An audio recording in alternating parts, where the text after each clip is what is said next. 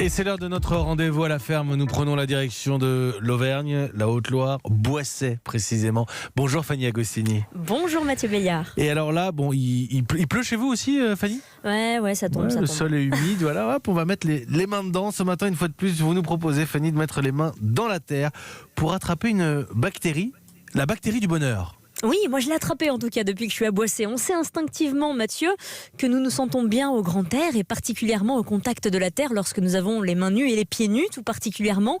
Et aujourd'hui, on peut précisément expliquer pourquoi.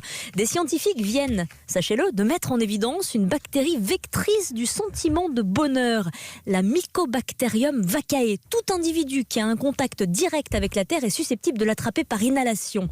Et une fois dans votre organisme, eh bien cette bactérie va se frayer un chemin dans votre tube digestif et c'est à ce moment-là que nous commençons à être plus heureux, plus sereins, moins stressés, de meilleure humeur et que nous trouvons en plus le sommeil plus facilement. Une bactérie bienfaitrice, mais concrètement, qu'est-ce qu'elle vient faire dans notre corps ?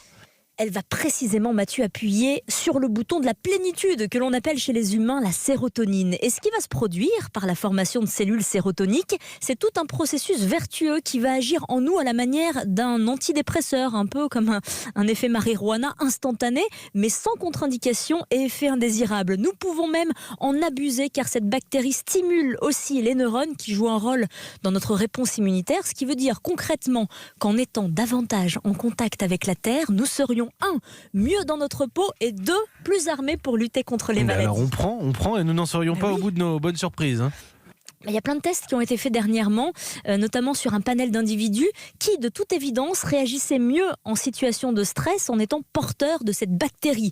Il faut dire que l'état des recherches est encore embryonnaire en ce qui concerne cette bactérie et nous commençons tout juste à en explorer le potentiel.